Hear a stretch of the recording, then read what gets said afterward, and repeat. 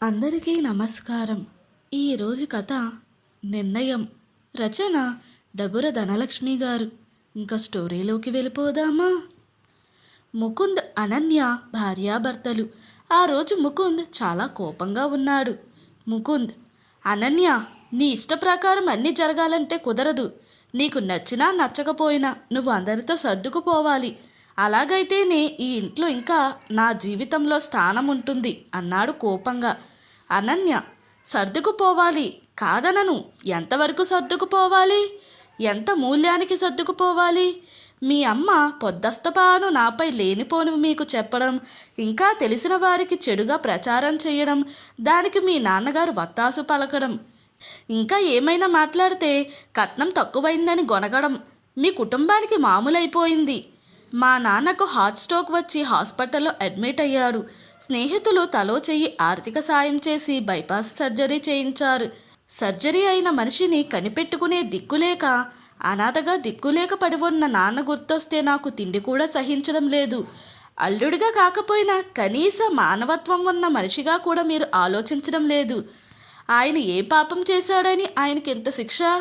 America సంబంధం అని 50 లక్షల దాకా కట్నం, 1.5 కోటి విలువ చేసే ఫ్లాటు, 20 లక్షల బంగారం ఇచ్చారు. వైభవంగా పెళ్లి జరిపించారు. పెళ్ళైన వారం రోజులు మహారాణిలా కాలు కందకుండా చూసుకున్నారు. తరువాత మామూలే. పేరుకే అమెరికా కుటుంబం. ఇక్కడికొచ్చాక ఇంటెడు చాకిరీ చేయించారు. బంగారం అంతా మీ అక్కా చెల్లెల కాపురాల కష్టాలకి కరిగించేశారు. 3 నెలలు తిరగకుండానే నన్ను ముష్టిదానిలా మార్చేశారు. ఇదేమని అడిగినందుకు మా అమ్మపై మీ అమ్మ చెయ్యి చేసుకుంది. మా కుటుంబం గురించి ఉన్నవి లేనివి బంధువుల్లో చెప్పి మా పరువుని గంగలో కలిపింది. పాపం మా అమ్మ ఆ దిగులుతోనే అనారోగ్యం పాలై కన్ను మూసింది. గౌరవంగా బతికిన మా నాన్న అటు ఒక్కగానొక కూతురు కాపురం సరిగా లేక, మరోవైపు మా అమ్మను కోల్పోయి ఒంటరిగా ఎంతో బాధను అనుభవించాడు. ఈ ఆలోచనతోనే నేను డిప్రెషన్లోకి వెళ్ళిపోయా. 9 నెలలు మోసిన బిడ్డ ఈ ప్రపంచంలోకి రాకుండానే కన్ను మూసి కానరాని లోకానికి వెళ్ళిపోయాడు. కనీసం నేను గర్భవతిగా కడుపుతో ఉన్నన్ని రోజులు మీ ఆప్యాయత కోసం ఎంత అలమటించానో మీకేం తెలుసు? ఆదరించే తల్లి లేక, ఓవైపు సూటిపోటి మాటలతో వేధిస్తూ పెత్తనం చెలాయించే అత్త, ఓవైపు కనీసం భర్త ప్రేమకు నోచుకోని భార్యగా ఎంత నరకం అనుభవించానో నాకు మాత్రమే తెలుసు. పోనీ నేను చదువులేని దాన్నో చేతకాని దాన్నో కాదు, ఇంజనీరింగ్లో టాపర్ని. ఏదో మీద మంచి సంబంధమని బంధువులు చెప్తే మా అమ్మా నాన్నల మాటకు తల వంచి తాళి కట్టించుకున్నా. పెళ్లి తర్వాత మీరే లోకంగా బతికా. మీ ఇష్టాలే నా ఇష్టాలుగా మీ అడుగు వెంట అడుగు అయ్యాను. నాకంటూ ఏ ఇష్టం వద్దనుకున్నాను. మనసా వాచా కర్మన త్రికరణ శుద్ధిగా మిమ్మల్ని కోరుకున్నా. ఏం మిగిలింది? చివరకు ఏం మిగిల్చారు? అందుకే ఇక సమాజం కోసమో ఇంకెవరి కోసమో రాజీ పడదలుచుకోలేదు. సర్దుకుపోలేను. దానికంటే ఇంకో నరకం లేదు. నన్ను మనిషిగా గుర్తించని ప్రేమలేని వ్యక్తుల కోసం జీవితాన్ని ధారపోసే అంత ఉదాత్తత నాకు లేదు. విసిగిపోయా. మీతో జీవించిన ఈ కొద్ది కాలం మీ మాటలతో చేతలతో నన్ను ఎంత వేధించినా స్త్రీగా సర్దుకుపోయా. తల్లిని కోల్పోయా. తండ్రిని జీవోత్సవాన్ని చేసి వదిలారు. ఇక నాకంటూ ఎవరు మిగిలారు? అందుకే ఈ నిర్ణయం తీసుకున్నా. 3 రోజుల్లో ఇండియాకు వెళ్ళిపోతున్నా. మిమ్మల్ని ఇబ్బంది పెట్టను, అలాగని భరించనూ లేను. ఇక్కడ ఇలాగే మీ సూదంటి మాటలు పడుతూ ఉంటే నేను ఎందుకు పనికిరానిదానని, మీతోనే ఉద్ధరించబడాలి అనే ఓ ఆత్మనున్యత నాలో నాటుకుపోయి అస్తిత్వాన్ని కోల్పోతాను. నిజంగా స్త్రీ తనను ప్రేమించి ప్రాణంలా చూసుకునే భర్తకు పాదదాసిగా బతికినా తప్పులేదు. ఎందుకంటే అక్కడ భర్త ప్రేమ, బాధ్యత అనేవి భార్య అస్తిత్వాన్ని గుర్తు చెయ్యవు. అలాంటి వివాహ బంధంలో ఏదీ భారం కాదు.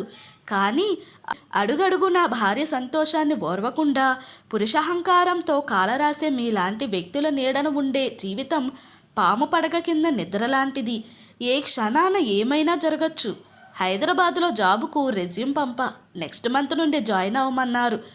ఒంటరిగా ఒక స్త్రీ ఎన్నో సమస్యలు ఎదుర్కోవలసి వస్తుందని తెలుసు. అయినా ఇప్పుడు మీతో ఏమంత సంతోషంగా జీవిస్తున్నానని ఆ ఒంటరితనానికి భయపడాలి?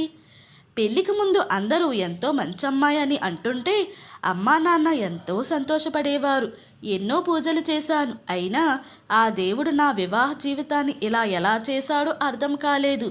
నా తప్పు లేకపోయినా నా జీవితం మా అమ్మ మరణానికి, మా నాన్న అనారోగ్యానికి కారణమైంది. ఇక ఇప్పుడు ఒంటరిగా ఈ జీవితాన్ని ఎలా సాగించాలి? ఆ భగవంతుడికి నాపై ఎంత క్రూరత్వం ఎందుకో అర్థం కాకుంది అంటూ 2 చేతుల్లో మొహం దాచుకుని వెక్కి వెక్కి ఏడుస్తూ కూర్చుంది. ముకుంద్ చికాకు పడుతూ, అబ్బా ఇక ఆపు, ఈ ఏడుపు చూడలేకున్నా. నీ ఇష్టం వచ్చినట్టు ఊరేగు, నీ నస భరించలేను.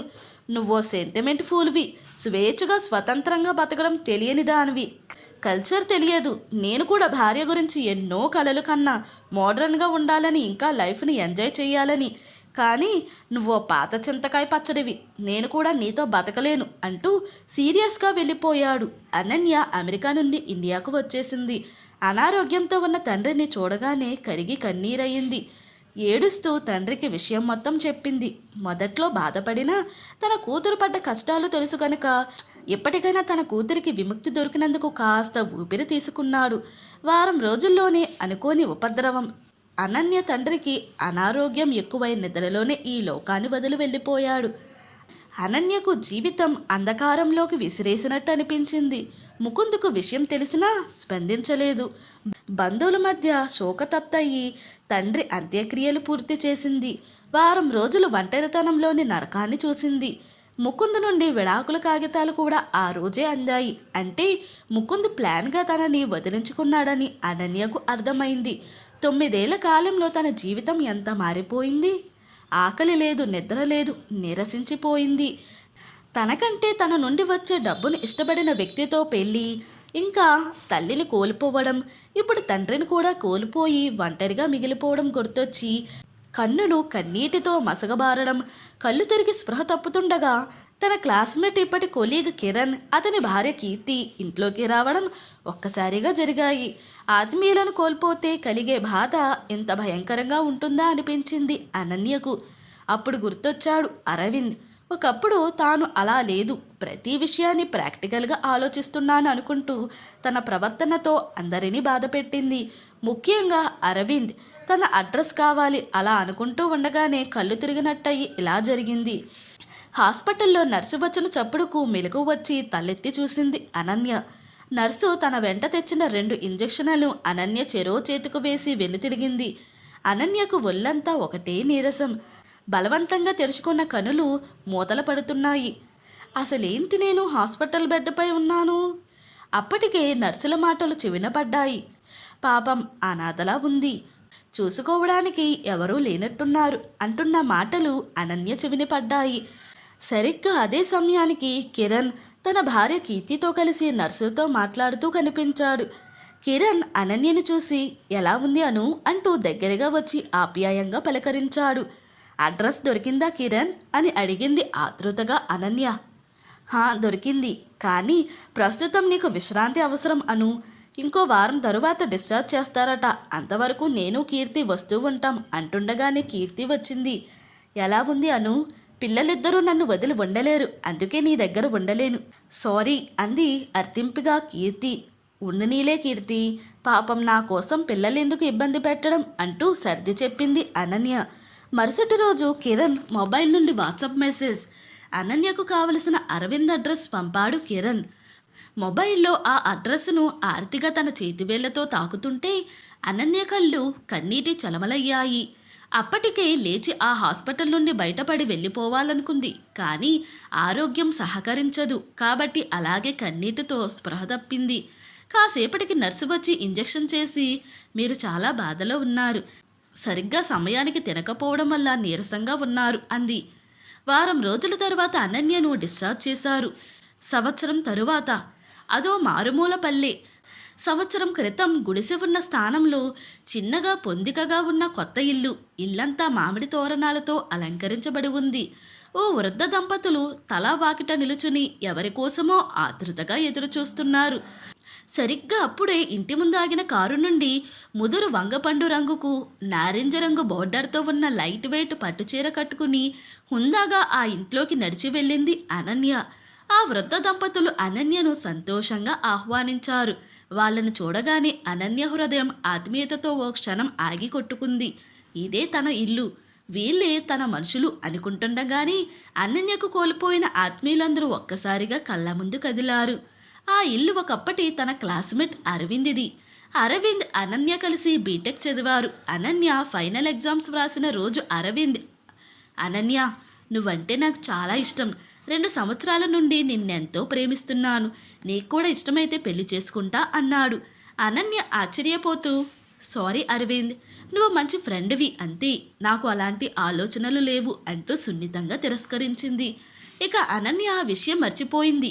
కొన్ని నెలలకు అనన్యకు ముకుందుతో పెళ్లి జరిగి అమెరికా వెళ్ళిపోయింది. అనన్యకు తెలియని విషయం ఏమిటంటే అరవింద్ అనన్యను తొలిచూపులోనే ప్రేమించాడు. తన కోసమే బాగా చదివి కాలేజ్ టాపర్ అయ్యాడు. అనన్య తిరస్కారంతో జీవితంపై విరక్తి చెంది తాగుడుకు బానిసయ్యాడు. ఓ రోజు తాగి బైకుపై ఇంటికి వస్తూ డివైడర్కు ఢీకొట్టి ప్రాణాలు పోగొట్టుకున్నాడు. ఈ విషయం అనన్యకు తెలిసినా అప్పట్లో పెద్దగా స్పందించలేదు. కానీ ఆత్మీయులందరినీ కోల్పోయాక తాను ప్రేమించే మనుషుల మరణం యొక్క లోటు ఏంటో పూర్తిగా తెలుసుకుంది. అరవింద్ మరణానికి పరోక్ష కారణం తానే అనిపించింది. అరవింద్ తల్లిదండ్రుల అడ్రస్ను కిరణ్ దగ్గర తీసుకుంది. అరవింద్ స్నేహితురాలిగా అరవింద్ తల్లిదండ్రులకు దగ్గరై వారికి తన బాధ్యతగా ఆర్థికంగా సహాయపడి వారి బాధ్యతలు పంచుకుంది. వారిలో కోల్పోయిన తన కుటుంబాన్ని చూసుకుంది. అరవింద్ ఒకప్పటి పుస్తకాల్లో అనన్యను ఉద్దేశించి రాసిన ఎన్నో కవితలు చదువుతున్న అనన్య ఆ కవితల్లోని పదాల ఆర్ద్రతకు, అరవింద్ మనసులో తన పట్ల ఉన్న అవ్యాజమైన ప్రేమ, ఆరాధనకు అప్రయత్నంగా కళ్ళు తడిచాయి. కొన్ని కోల్పోతే గాని వాటి విలువ తెలుసుకోలేం. ఇప్పుడు అనన్యలో తన వివాహం తాలూకు బాధ లేదు. భవిష్యత్తుపై అవగాహనతో ఉంది. ఉద్యోగం చేస్తుంది. చక్కటి ప్రవర్తనతో అందరితో స్నేహంగా ఉంటుంది. తన జీవితాన్ని ఒంటరిగా అయినా సంతోషంగా గడుపుతుంది. ఆర్థికంగా సమస్య లేదు. నిజానికి ఆర్థిక స్వాతంత్రం ఉన్న స్త్రీ సమాజాన్ని చాకచక్యంగా ఎదుర్కోగలదు అని అర్థం చేసుకుంది అనన్య. అనన్య మొబైల్లో వాట్సాప్ నోటిఫికేషన్ వచ్చింది ముకుంద్ నుండి. అనన్య, సారీ ఫర్ ఎవ్రీథింగ్, కలుసుందామంటూ. వెంటనే మెసేజ్ డిలీట్ చేసి ముకుంద్ నెంబర్ను బ్లాక్ చేసింది. ముకుంద్ నుండి సమాధానం అనన్య ఊహించినదే. కారణం, పెళ్లిలో ఇచ్చిన కట్నం డబ్బు ఇంకా అనన్యకు పెళ్లి సమయంలో తల్లిదండ్రులు ఇచ్చిన ఆస్తులను తిరిగి ఇచ్చివేయమని కోర్టు ఆర్డర్. అందుకే ముకుంద్ మరో కొత్త నాటకాన్ని మొదలుపెట్టాడని అనన్యకు అర్థమైంది.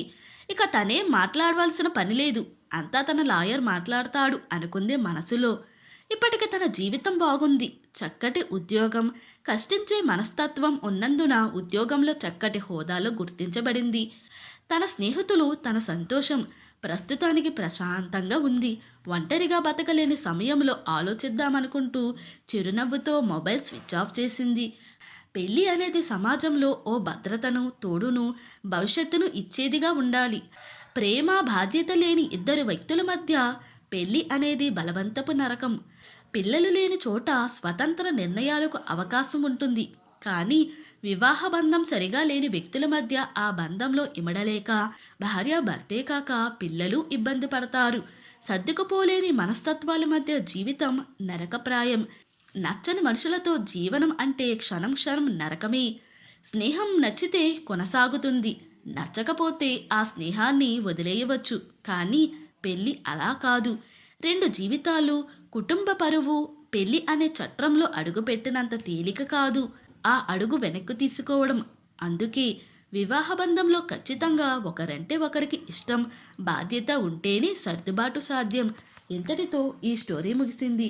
ఈ స్టోరీ కనుక మీకు నచ్చినట్లయితే మరియు నా ఎక్స్ప్లెనేషన్ కనుక మీకు నచ్చినట్లయితే ప్లీజ్ లైక్, షేర్, సబ్స్క్రైబ్.